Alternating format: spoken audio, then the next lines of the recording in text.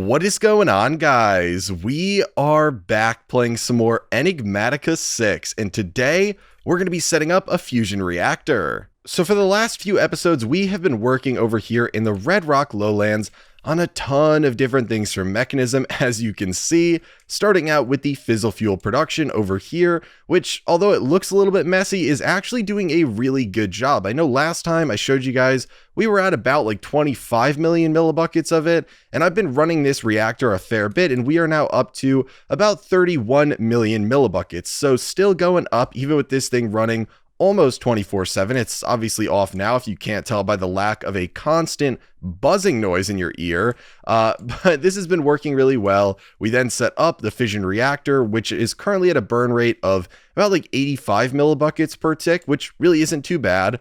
We got the turbine over here, which is generating us about, I think it's about 5.2 mega FE per tick, which is really good. And then finally, if we come all the way over here, we finished off with the supercritical phase shifter in the back, and this thing has produced about 758 millibuckets of antimatter, so we're almost at a full pellet, but as I noted last episode, we need about 20 full pellets worth of antimatter to charge up the Infinity Nuke, which is how we're going to end off this series eventually, and also to charge up the Infinity Drill, which is just a fun project I've wanted to do since like episode 6 or something. I can't remember, maybe it was a little bit after that, but either way, I need a lot more of this, and so that means that we need a little bit more power and a fair bit more polonium, which means just running this fission reactor more.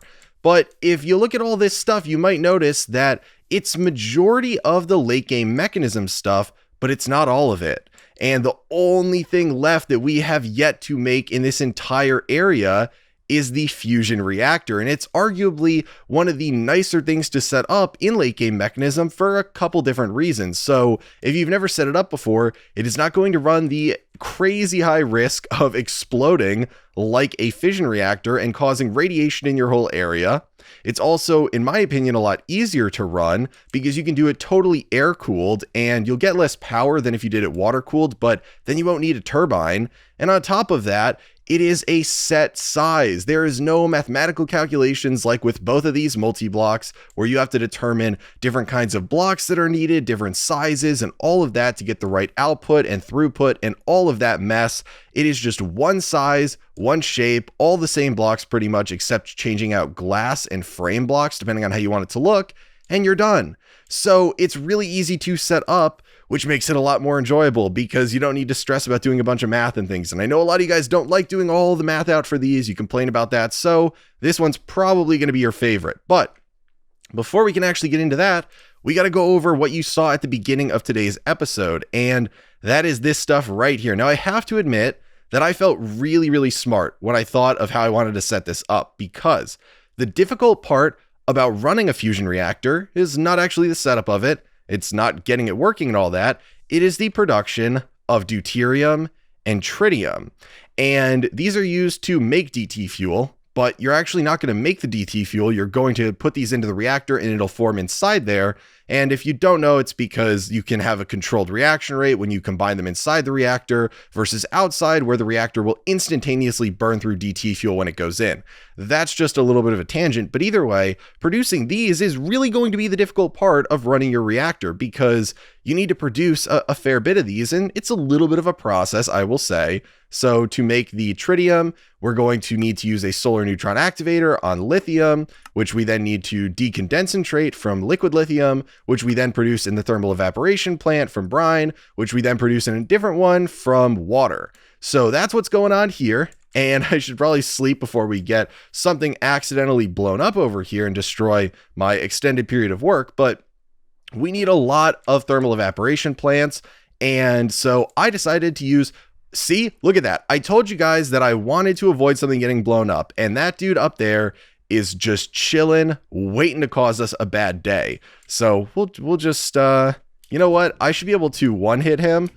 So we'll just, there we go. Okay, he's been dealt with. But I didn't want to set up 6 of these on my own manually, so we copied 1, duplicated it using the schematic cannon, and then we copied 2 and then made 2 copies of those 2. So we are left with 6, which means we have 3 pairs, which are producing, if we go to the controller over here, which are producing liquid lithium. So I am super excited with how this turned out, excited to get this going to see if we're producing enough of the tritium using this setup. And then the deuterium, I'm a little bit more worried is not going to be sufficient, but to start out, I have 10 pumps over here fully upgraded. They have the filter upgrades in them, which is allowing them to pump heavy water. And then that is going to be put into an electrolytic separator to produce deuterium, and oxygen will dump the oxygen and we are left with deuterium. And that's really all we need for the setup. So obviously a little bit of a long-winded explanation as to how we got here and what you saw at the beginning of the episode, but I didn't really want to set this all up on camera today because it took me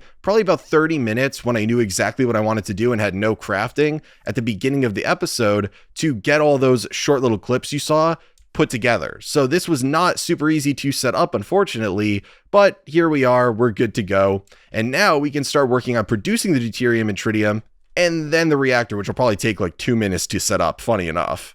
Okay, so the first thing that I want to do to start dealing with all this work that needs to be done to get to the final deuterium and tritium is pull out the liquid lithium from each of these, put them into the rotary concentrators and deconcentrate it. And again, I don't know if 3 is going to be enough, but if we need more, we can make more, but I'm really not too sure I guess I can see the rates technically once these aren't totally full that these will be producing, but I'm not totally sure of the throughput of the condensators fully upgraded. So for now, it looks like we are just going to be hooking up these pipes here and probably piping it to like a central location. Maybe we just go on that far side and process all of it over there. So we can just pull all of this over because we'll be processing the deuterium coming from our heavy water over here too. So we might as well have a processing area right here. And then I don't know where we're going to set up the fusion reactor, but it'll be somewhere. So right here is probably a spot as any to put all of these down.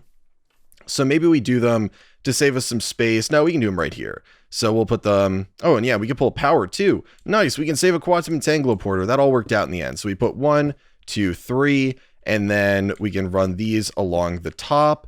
And let's see, so we need to have it going to decondensating. So we got to remember to flip it. I totally forgot when I used them on that setup over there for Fizzle fuel for 2 of them to be set like this. And I didn't realize for the longest time why it wasn't running at its max capacity. And then I realized I was like, oh, right, those are not totally set up right. So now we need to configure the sides. So this would be a fluid. So it needs to be input on the top. Nice. So as long as these get set to pulling, those should be good to start working. So this will pull here, and pull here, and now these should start working again. Yes, they are producing a lot higher an amount than we probably need for these. Granted, that's going to drop a lot once the internal buffer of brine goes down.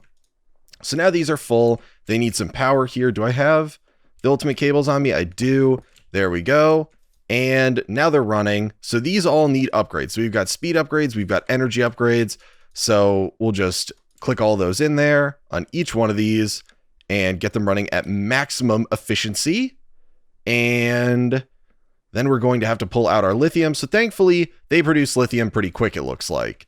And what are we looking at in here? A fair bit of liquid lithium. Okay, so now that we have that, if we look at the tritium recipe, this needs to go into a solar neutron activator. And as we discussed before, solar neutron activators are only able to accept the stuff in the bottom. So right now I'm going to pull out 3 and we're going to see how that works. I have 9 ready to go. And we actually also, you know what? I'm going to grab out all 9 of these in case I need to search it up again. Let's get out the last one. And then we need to grab out our proper ultimate pressurized tube. Where is it? There it is. And now we can pull from, let's just pull from this side right here and we'll have it ejecting its gases. What side would this be? Is that the front? Is this, I think this is the front, maybe.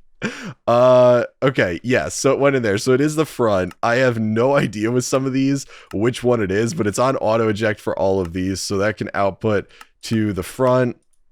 I don't know why I always thought fluids were above gases in here. I don't know if I'm just being stupid, but okay. So now it's putting it out the front. So we got the lithium there. So let's see if we put these here. It is daytime. So they will now be producing tritium and they are not able to keep up with that. Granted, okay, so we could probably handle a couple more of these. Maybe 2 more. To match these.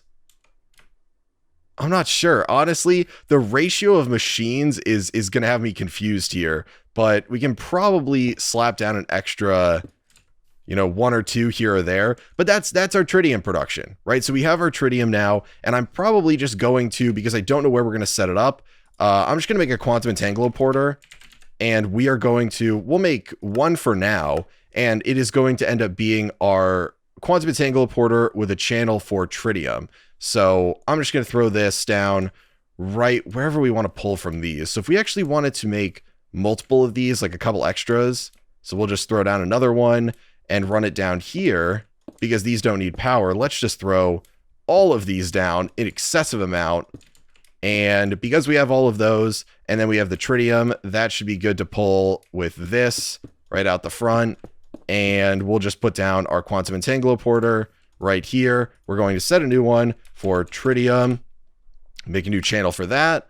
We got that set. Side configuration, we want gases, input on the top. Nice. So this is now containing a fair bit of tritium. These should be able to process as much as we possibly can, at least. Even if they can't keep up with that, I don't care if there's a backup. I just care that we are able to have our max injection rate on our fission reactor. Fusion reactor. Fusion, not fission. This is the fission. We're not doing the fission. I already did the fission reactor. Okay, so now we need to make the deuterium. And this one is arguably easier because there's less to set up. But we need to worry that I might need a lot more pumps over here. And I don't really feel like making more pumps, but that might be the case that we need those. So we need to now pull off of here. We have our mechanical pipe. So we need to pull off the top of these with mechanical pipes, our heavy water, and these get heavy water so slow. But then we need to take out our electrolytic separators. So do I have any of those in here? Electrolytic separators. I have, okay, I have the 10 new ones I made, and then I have a bunch that are like improperly configured. So I guess technically if I really wanted to, I could put down the separators like right on top of all of these, and maybe that would make it a little bit cleaner because they're going to need power. So this is going to pain me to get rid of all of these.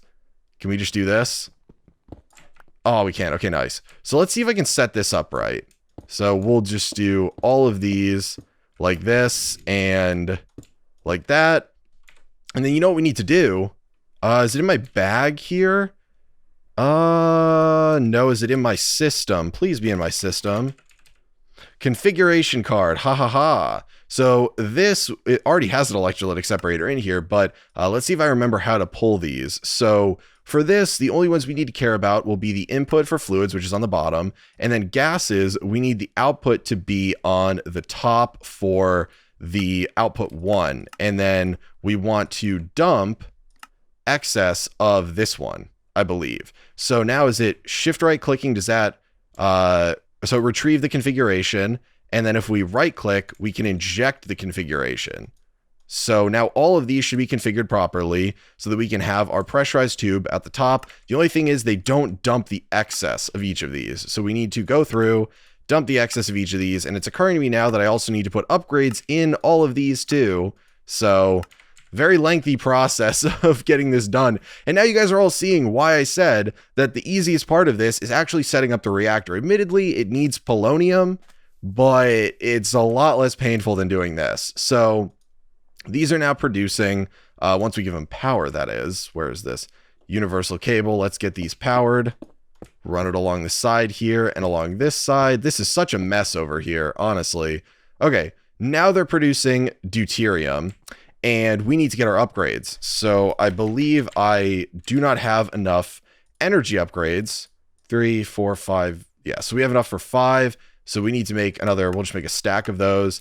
I have enough for this though. So 1, 2, 3, 4, 5, 6, 7, 8, 9, 10. So we have enough speed upgrades for all of these, which obviously that's really the important one because this will be producing energy, but the air-cooled one really doesn't make that much energy. Now, I believe the Enigmatica 6 devs nerfed it into the dirt because of how strong it was, because running this at a max burn rate, I know water cooling makes it a lot better, but I still think it's like nerfed into the dirt. So I'm just going to put that out there. when I'm setting this thing up when we look at the production rates, but that'll be 6, 7, 8, 9, 10. I obviously that's the case with pretty much everything from Mekanism, and I've said this before, Mekanism stuff compared to other stuff is really overpowered, but even so, I'm just making a note of that because I know usually people's go-to for power generation is the Fusion Reactor, and that might not be your saving grace when it comes to this pack. So all of these are now upgraded, which means we need to pull with our pressurized tube out the top, and that is our deuterium. So we're going to make another quantum entangloporter with a channel for this. And oh no, we're going to have to waste some of that deuterium. Okay, so let's see how fast that's going up. That's probably still enough. It might not be enough for my max one, but it's probably still enough. So we're going to be hopeful that it is enough. So the only thing that we'll have to deal with later is taking a little bit of some deuterium and a little bit of tritium for one of the other setups. Now I know that over here we technically have a quantum entangloporter already, but we're just gonna put this one down up here. We're gonna set this to, how do you spell this? How is it? Deuterium. Yeah, I feel bad that I don't know that, but then I also wonder, like, why would I know that? So, you know.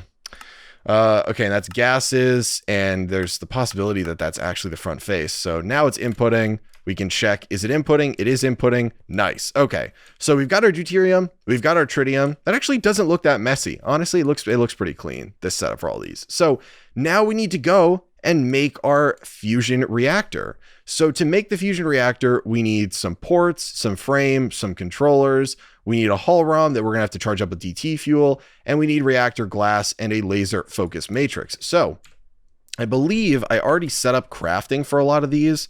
So if we go to the reactor stuff, we're gonna make, let's see, can we make like 94 of this? I am hoping we have enough polonium for this. So we're gonna make a bunch of that. I think it's 75 that you need exactly, plus the stuff you need for other crafting. I also know that reactor glass can be used in place of it. So I'm just making excess because it really doesn't matter right now, because this is the only other thing we need polonium for. Then we're going to need ports. So we're going to need a port for the input of each of the two fuels. And then we are going to need, in this case, at least a port for the output for our power. And so if you were using the water cooled, you would need an additional one for the steam and an additional one for the water, but we're fine with just this for now. So I guess we have to make 4, and then we need our controller, which obviously we only need 1 of, and we have our reactor glass. Then we need our laser focus matrix, which is really easy to make. You have to make 2, which is kind of stupid because we're not going to need 2. We got our controller there. We have our frames right here, more frames. And I think for the fusion reactor, at least that's everything. Then we need to grab out our chemical injection chamber or chemical infuser. I think the chemical infuser is the one we use. And then we need the hull ROM right here that we will charge up with our DT fuel again. We're going to need 2 quantum entangloporters, count them 2, because we're going to need to input our DT fuel each individually. So we're going to need 2 of those. And then finally, we need the second most annoying part of this, which is the laser system. So thankfully, there's a trick with this to make these faster, but we need to make the laser. And I was taught really cool thing, really cool thing. I cannot stress this enough. And I'm stupid because I didn't look at this, but if you control click, you can request auto crafting for all the things that you do not have, but have auto crafting for. So I did not know that that was a thing, but we're going to make 1 laser and then a laser amplifier, and we can control click this again and wait a minute for it to finish crafting because it needs to make the steel. But I got told that in the comments that you can control click anything that has blue on it and it'll make it. So very, very cool. Very, very nice. So now what we need to do is set up the fusion reactor, and then we'll start charging it up and doing all the rest of the stuff. So we're going to need our reactor frame to start out. And I'm thinking we're going to put it right over here because it's really not that big. So to start out, we'll say we want one side to be like right here. And we are just going to go like this and that and that. So that's the base of it right here. I don't know how you describe this. It's like a star shape that is a diameter of 5. but that is the first layer. The second layer is going to be up like this by 3 on each side and have no corners. And I believe we can actually probably replace this bottom one with reactor glass. So I may come in a second and replace that. I'm thinking this one, this one, this one, and this one can be reactor glass, because as far as I remember, it abides by the same rules as all the other setups, which is the outer portion cannot be the glass, but then the inner portions can. So you need the frame to not be glass, but the inner portion can be. So here we're going to then have for the middle layer, I should say, not the upper layer, we're going to have the corners as the reactor frame. And here's where we need to put in some ports, and we need to put in our laser focus matrix. So the laser focus matrix can go probably like right here, and then we can do a port here and a port here, and then back here we can just do some more glass. And then this layer, same thing as we did the layer below, so we'll do glass right here, and then the frame around the outside like so. And then again, we're doing the same as we did on the very bottom layer, so we're just going to pretty much just fill this in right up here at the top, cover up the glass, and this middle one we can then put as a controller. So it needs to be at the very top. It's kind of weird that it goes to the top center looking down, but there we go. And it is not formed because I forgot this block right here. Nice. There we go. I was really freaked out for a second that I didn't know what I was doing. Okay, so fusion reactors formed. We got all the tabs in here. We got the info on this. The mod pack will set most of these things, I believe, for the air cooled and water cooled. I believe the minimum ejection rate typically is 2 and 4.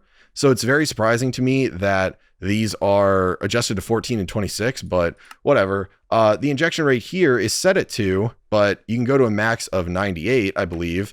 Because if you go to 99, it puts it to 98. You can only have even numbers, and they can only do double digits. So it rounds it to 98. But you have the heat and everything, and this is really where the important part starts. So we need to get the Hall ROM charged up to put in here to start out the ignition process, along with a laser amplifier charged by a laser pointing in to the laser focus matrix. So it's now occurring to me that I probably want an additional quantum entangloporter for this, and I could kind of space these out properly, but we're going to want that. And then once this crafts, we are going to want a lever, and you could arguably do this without a lever, but I just prefer doing it with a lever. So we'll do it with a lever. So we need to now put down our laser amplifier, and I want to see how this faces, because this thing, I don't know how when you have the morphing tool to scroll through the mechanism modes with the morphing tool, but we need it to point into the into the laser focus matrix. So I'm just going to build with these reactor ones to get up here,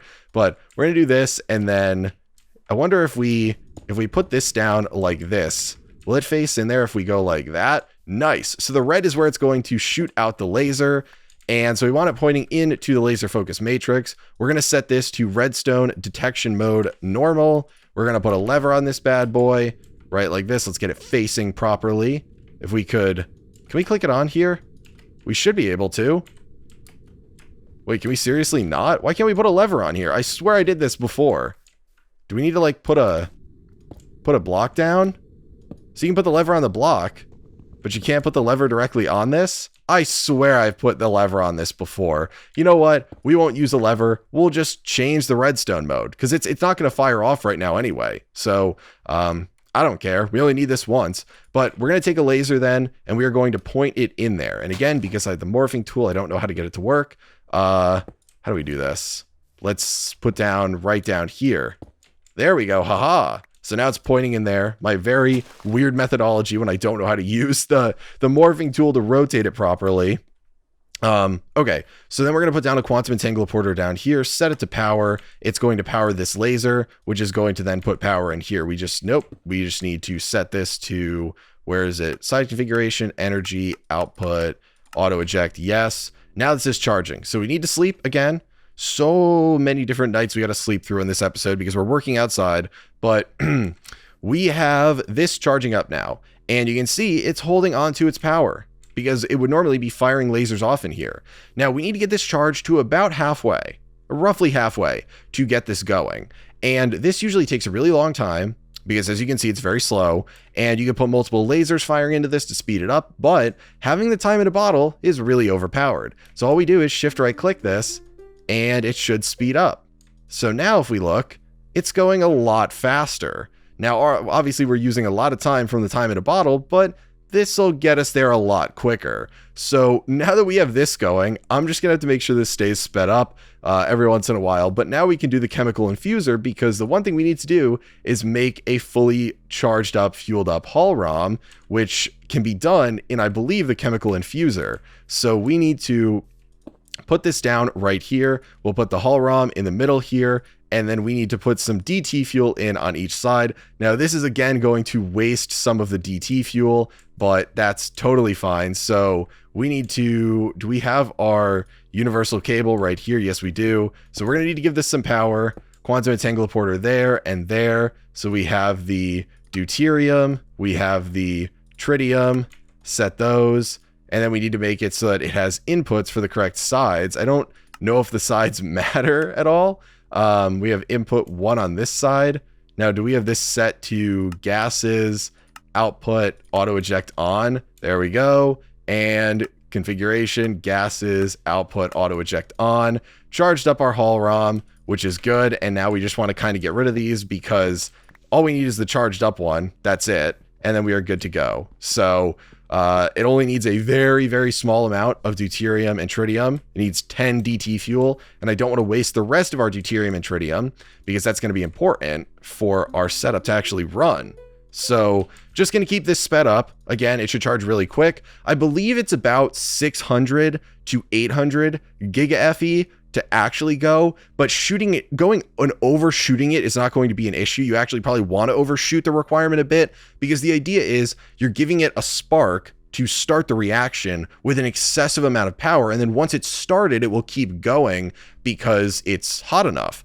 But if you don't get the reaction started or keep it going, it'll waste your hull ROM. And with this, really the big concern should be that if you fire this off and, you know, hypothetically you have not gotten it up to a sufficient amount, then it won't expend your hull ROM, but it just will waste all this power and nothing will happen. So it'll heat this up, but it won't be to a sufficient amount. So the important thing that we do is get our quantum entangled porters ready to put in the deuterium and tritium in here, and then we can verify, at least I'm going to verify that this works by putting down some of the pressurized tubes to make sure we are getting the stuff out properly into the reactor. So we'll put that down right here. We can do quantum entangled porter right here. We'll do tritium on this side, and we'll make sure again that it's outputting out the bottom, auto ejecting on.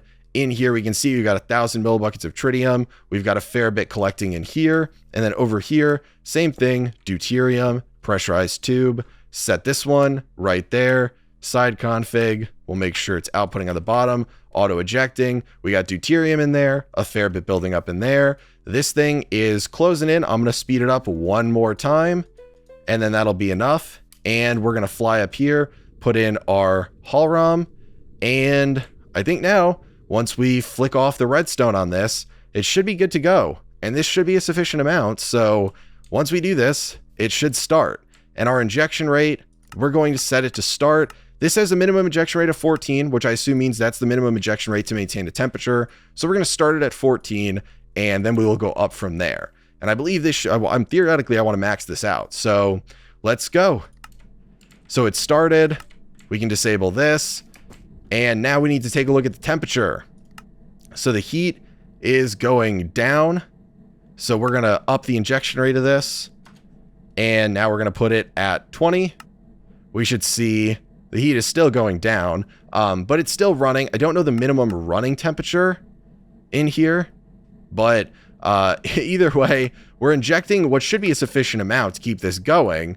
But I'm curious to see how high we can get this. So if we put it in an injection rate of 50, really the question becomes, are these going up or down in tritium? So this one is going still up a lot in tritium, and this is going down obviously because it's transporting it, but I think we should be able to sufficiently supply it with that. Now the real question is going to be the deuterium production, and it is not looking like we have enough deuterium production, I don't think. Now this will be full of whatever it's max amount of deuterium is in a second here, because as you can see, these are empty. This is now empty. So whatever is coming in over here is what's being produced in the moment. So the deuterium should be the limiting reactant of our production here, which means that if we are able to sufficiently supply deuterium, then we will be able to sufficiently supply the tritium. And so let's go to our fuel. Let's put this at an injection rate of 98, and let's see if this is going to sit at a stable amount or not.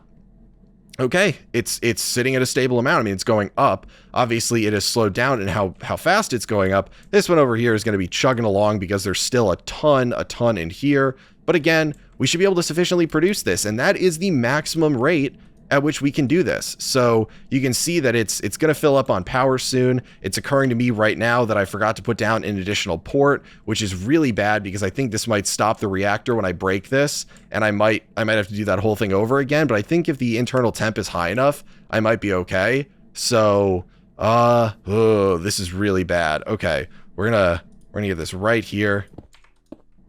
Okay, it's okay. We're good. I did totally miss the fact that I was going to, okay, it saved everything. Nice. That's what I love about Mekanism setups, but we now need to pull the power out of this. So we're going to need our final quantum entangled porter, which is currently being stored over here. We're going to pick this back up. We're going to throw it down on this side, and then we are going to put this on the power. And is the power the one that we put into our base?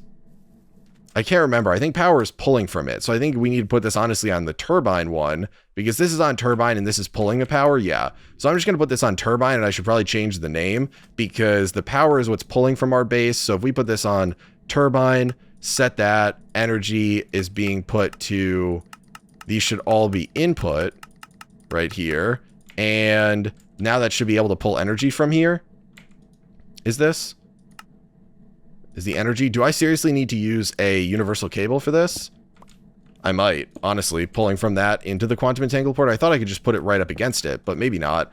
Okay, so if we do turbine, set that, side configuration, energy, it's all set to input. Is it not? Oh, right, it's, what am I doing? I need to configure this to be an output, I assume. There we go. Okay, I definitely didn't need that. I just totally had a brain fart there. So now it should be pulling the power from here. Yep, there we go. So now it's sucking the power out of here decently fast, and obviously this thing is kind of, wait, we can, so you can access it from the glass. What? Do you guys see this? What is this? You can't click the reactor frame, but the glass acts as the control. What? That's so weird. That is so weird. Okay, so you can see the passive generation power is 301 kilo-FE per tick. That's really, not great. But if you look at this, it's, 2 million millibuckets of steam production per tick. That's like half of what this reactor over here does. So if we start this, you can see the heating rate is way higher than that. So honestly, the sad thing is this reactor was, I believe, meant to be better than this. They have nerfed this to be way worse than this. So a little bit unfortunate, but we have the reactor running now. I'm happy with that. We've got the deuterium and tritium production going. I think this area looks awesome. I love the red and the green. Obviously, it's Christmas colors, but I still think it's like neon red, neon green, chemicals. It's so cool. I am such an unbelievable nerd saying that, but it looks awesome. And so this is the setup. That is probably going to be it for Mekanism, guys. Honestly, I know it's been like 3 episodes in a row, so I'm sorry if you guys got kind of bored of it, but I wanted to trudge through all the way to the end of Mekanism so that we could just finish it off here and say we have completed all of the late game Mekanism, which we have. Super thrilled about that. So hopefully you guys have enjoyed this little portion of the, mod pack and everything. I love Mekanism. We all love Mekanism. Who doesn't love Mekanism? If you do, please do not speak up because, or I should say, if you don't, please do not speak up because that's just, it's no one. We're just going to pretend that no one doesn't like Mekanism. So that's a lot of double negatives and stuff there. Jeez. But yeah, I don't know what we're going to do next episode, but I'm probably going to keep working on producing more antimatter, and that'll be it. But hopefully you guys enjoyed today's episode. If you did, be sure to subscribe so you never miss out on a future one, as they come out every Monday and Tuesday, or every Monday and Thursday. I keep saying Tuesday.